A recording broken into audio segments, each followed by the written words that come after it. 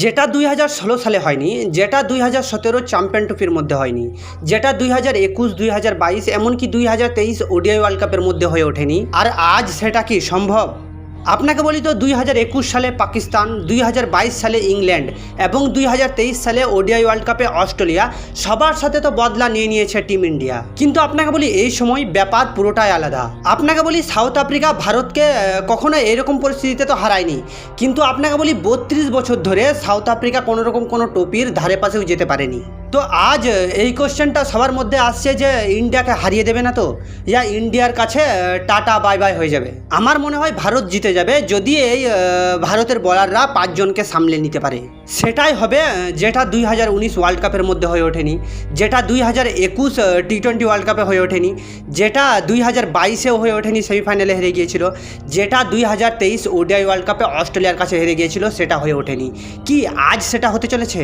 তো আপনাকে বলি আমার মনে হচ্ছে হয়ে যাবে, কেননা এই বছর ভারত ওভার কনফিডেন্স নিয়ে আসেনি, ভারত রিয়েল কনফিডেন্স নিয়ে এসছে। কেননা আপনাকে বলি ভারত একদম স্টেপ বাই স্টেপ বদলা নিয়ে নিয়েছে। ভারত পাকিস্তানকেও হারিয়েছে, ভারত অস্ট্রেলিয়াকেও হারিয়েছে, ভারত ইংল্যান্ডকেও হারিয়েছে, আর এমন পরিস্থিতিতে হারিয়েছে যে ভারতের কাছে হারার পর তারা একদম টি20 ওয়ার্ল্ড কাপ থেকে ছিটকে গেছে। এখনও পর্যন্ত এই রেস থেকে ভারতের টিম তাগড়া খেলেছে।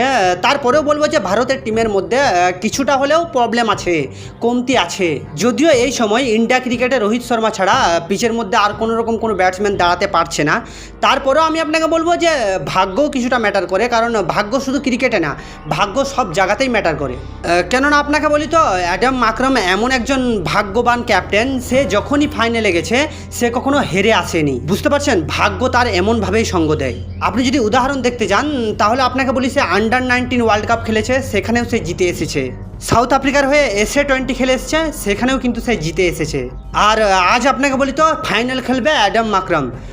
কিছুটা হলেও রোহিত স্যারকে প্ল্যান কিন্তু চেঞ্জ করতেই হবে। রিজন, যদিও রোহিত শর্মা কখনো টি20 ফরম্যাটে ফাইনাল খেলতে গিয়ে হারেনি, সেটা হোক লিগ অথবা ইন্টারন্যাশনাল, আপনি যদি অকাত দেখেন তাহলে দুজনেই কিন্তু গ্রেট ক্যাপ্টেন। আর হ্যাঁ, এই ম্যাচের মধ্যে অনেকটা প্রেশার থাকবে, কেননা দিস ইজ ফাইনাল ম্যাচ। আপনাকে বলি সব থেকে বড় কথা হচ্ছে যে ভারতকে বাঁচতে হবে কিলার মিলার এবং ক্লাসেনের হাত থেকে।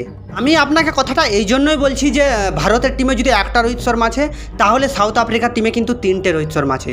ভুল করেও যদি তারা পিচের মধ্যে দাঁড়িয়ে যায় আর পিচটা যদি ব্যাটিং পিচ হয়, তাহলে কিন্তু রানটা তারা সেই জায়গায় নিয়ে যাবে যেটা আপনি ভাবতে পারছেন না। কারণ আপনি তাদের আইপিএলে ব্যাটিং খুব সুন্দরভাবে দেখেছেন, আর তারা আইপিএলে কী করেছে।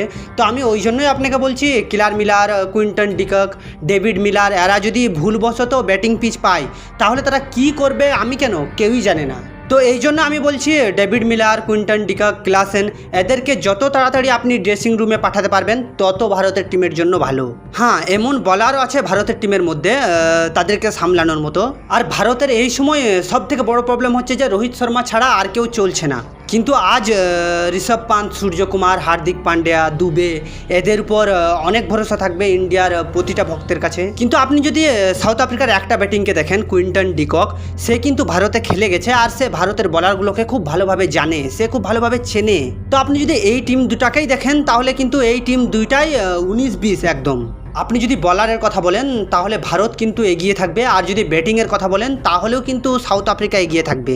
কেননা সাউথ আফ্রিকার ব্যাটিং যে 4-5টা আছে তারা কিন্তু প্রচণ্ড তাগড়া ব্যাটসম্যান। যদিও সাউথ আফ্রিকার ব্যাটসম্যানগুলো সব পিচের মধ্যে খেলতে পারে না, আর ভারতের ব্যাটসম্যানগুলো সব পিচের মধ্যেও, মানে যে কোনো পিচের মধ্যেও টুকটাকভাবে খেলে নিতে পারে। দেখা যাক কী হবে, না জেনে, না বুঝে, না দেখে বলার অকাত্য কারণ নেই। তো চলুন, দেখা হচ্ছে রাত 12টার পর। আর আপনি যদি এই চ্যানেলে নতুন হয়ে থাকেন তো দয়া করে একটা সাবস্ক্রাইব করে যান, আর একটা লাইকও করে যাবেন। কারণ আপনি তো জানেন যে ভিডিও বানাতে অনেকটা মেহনত করতে হয়। তো সেই মেহনত করার পরেও আমি আপনাকে বলছি যে প্লিজ রিকোয়েস্ট, আপনি একটা লাইক করে যাবেন।